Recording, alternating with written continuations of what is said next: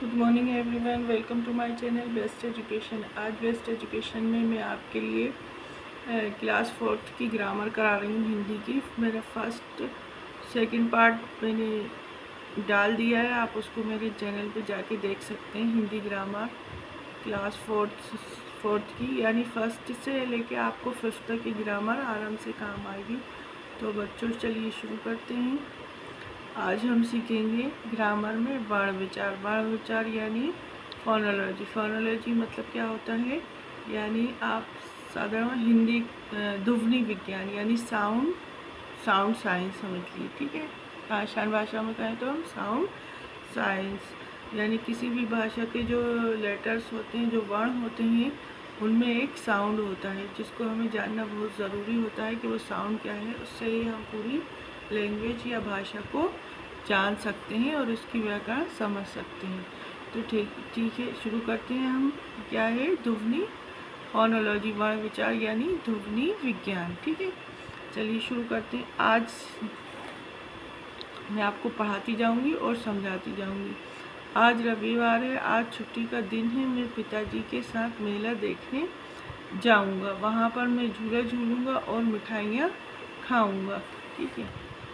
देखिए बच्चों, ऊपर दिए गए वाक्यों को ध्यान से पढ़िए, ठीक है, और समझिए कि प्रत्येक वाक्य कई शब्दों से मिलकर बना है। इसी प्रकार प्रत्येक शब्द कई ध्वनियों से मिलकर बना होता है। देखिए जैसे अपन ने ये पूरा पढ़ा, तो ये क्या है? कई शब्दों से मिलकर पूरा एक क्या बन गया? वाक्य बना है, ठीक है ना। वाक्य कई शब्दों से मिलकर बना है। इसी प्रकार जब क्या होता है, एक शब्द होता है तो शब्द खाली ये एक, ठीक है, ये क्या बनता है? बहुत सी कई ध्वनियों यानी साउंड से मिलकर बनता है। जैसे हिंदी में रविवार, रविवार का मतलब होता है संडे, कोई भी दिन, ठीक है, रविवार। अब इसमें देखिए रा है, रा के साथ आ है, रा, ठीक है। फिर वाह, तो हम रा को तोड़ के लिखेंगे तो हर शब्द में एक आ छुपा होता है, ठीक है। रा, आ, वा में कौन सी ई की मात्रा लगेगी? तो ये ई की मात्रा, ई लिख दिया। फिर दा, ठीक है, दा के बाद बड़ा आ, क्योंकि इसमें बड़ा आ की मात्रा लगी, खाली आ नहीं लिखेंगे। अगर खाली लेटर होता, एक लेटर होता तो उसके साथ अपन आ लगाते। फिर उसके बाद रा, तो रा में क्या लगाएंगे? आ। तो टोटल इसकी 1 2 3 4 5 6 7 8, कितनी? 8 ध्वनि हो गई, 8 ध्वनियाँ हो गई, ठीक है। जैसे अगर एक शब्द है खाली, अगर मैं आपको इसको समझाऊँ, जैसे एक शब्द है हमारा खाली रा, तो ये कितने? दो वर्णों से मिलकर, सॉरी वर्ण एक क्या है? लेटर रा। तो ये हमारे दो वर्णों से मिलकर बना है, एक रा और प्लस एक आ, तब होगा ये रा पढ़ेंगे। इसको क्या पढ़ेंगे? रा। ये जो हलंत लगा रहता है ये मतलब रा है खाली, और आ मिला दिया तो इसमें पूरा हो जाएगा रा, ठीक है। समझ में आया? इसको तोड़ के लिखने के लिए भी कहते हैं बच्चों को, जब कि इसको तोड़ के लिखिए तो हम इस तरह से लिख सकते हैं। देखिए मोहन, तो माँ और ओ की मात्रा है इसलिए ओ। देन उसके बाद हा के साथ क्या लगाएंगे? आ। ना के साथ भी आ, ठीक है। यानी खाली जो एक अक्षर होगा ना, खाली एक वर्ण होगा, एक अक्षर होगा, तो उसके साथ हमें आ ज़रूर लगाना है। तो ये टोटल कितनी ध्वनि हो जाएंगी, यानी साउंड इसके? माँ, 1 2 3 4 5 6, कितनी ध्वनि हुई? 6, ठीक है। अब एक एग्जाम्पल के तौर पर मैं आपको यहाँ बता देती हूँ। जैसे राजा, क्या? जैसे क्या लिखा हुआ है?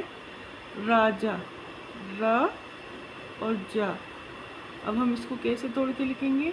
रा, आ की मात्रा लिखी इसीलिए प्लस बड़ा आ, जा प्लस बड़ा आ, तो टोटल कितनी ध्वनि हो गई? 1 2 3 4, टोटल कितनी ध्वनि हो गई? 4, ठीक है।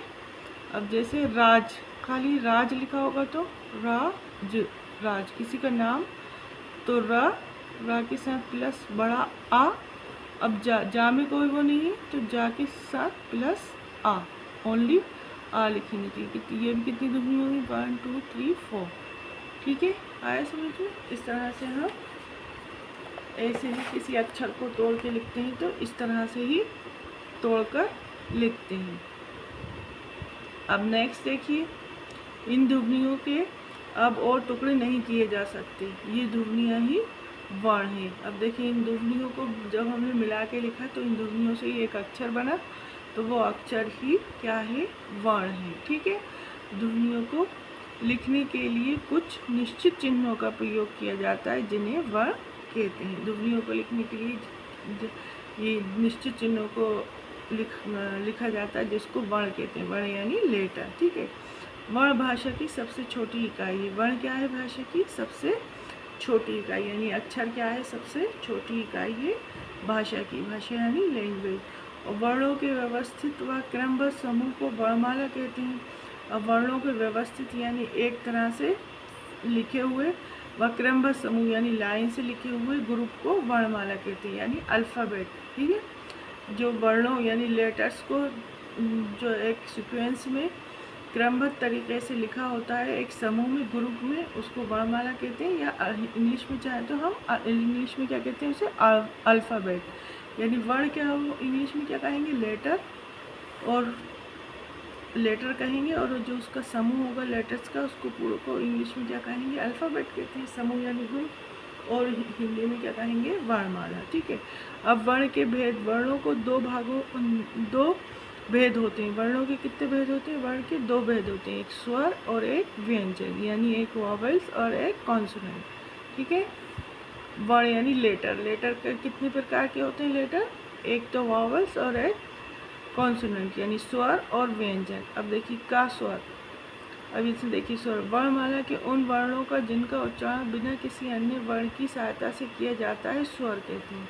यानी इनमें किसी दूसरे वर्ण की लेटर की ज़रूरत नहीं होती, तो उसको हम क्या कहते हैं, स्वर कहते हैं। देखिए वो कौन कौन से होते हैं,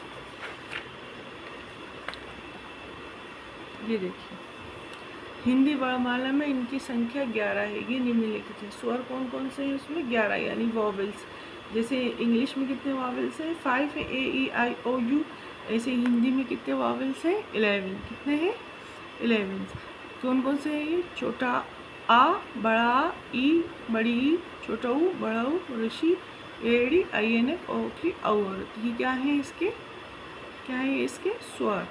ठीक है, स्वरों को हम 3 भागों में विभाजित कर सकते हैं। इनको भी हम 3 भागों में विभाजित करते हैं स्वर का, हस्त स्वर, दीर्घ स्वर और विलुप्त स्वर। अब देखिए हस्त स्वर क्या होता है, हस्त स्वर जिन स्वरों के उच्चारण में कम से कम समय लगता है वे हस्त स्वर कहलाते हैं। ये 4 हैं, कौन कौन से, आ, ई, उ, ऋषि। ठीक है, इनको बोलने में बहुत ही कम समय यानी खिंचता नहीं है ज़्यादा, तो ये कौन से हैं, हस्त स्वर। बस याद रखें, आ, ई, उ, ऋषि।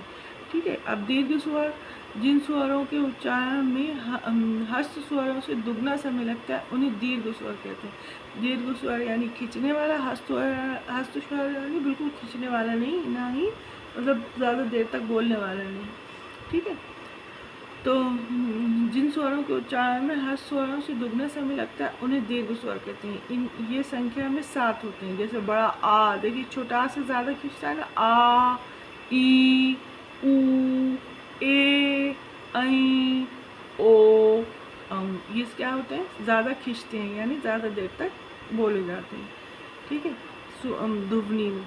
अब देखिए विलुप्त स्वर जिन स्वरों के उच्चारण में दीर्घ स्वर से भी अधिक समय लगता है वे विलुप्त स्वर कहलाते हैं। जैसे ओ रम, ओ रम, ओयम। ठीक है, अब देखिए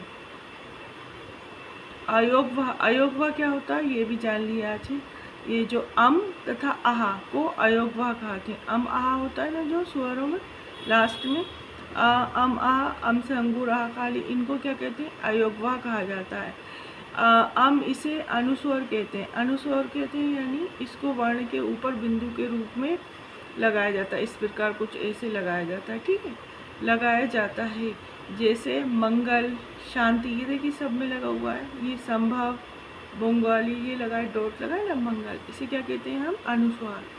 क्या कहते हैं, अनुस्वार। आहा इसे वर्ण के बाद में 2 बिंदुओं आहा के रूप में लगाया जाता है, इसे विसर्ग कहते हैं। इसको क्या कहते हैं, विसर्ग। जो 2 बिंदु होती है ना ऐसी बाद में लगाई जाती है, इसे हम विसर्ग कहते हैं। इसका उच्चारण वर्ण के बाद हा की ध्वनि के समान होता है, यानी लास्ट में क्या साउंड निकलता है, हा। जैसे प्रातः, ये देखिए ये लगा ता, हा का साउंड आ रहा है, स्वतः, ये देखिए, पुनः, आदि।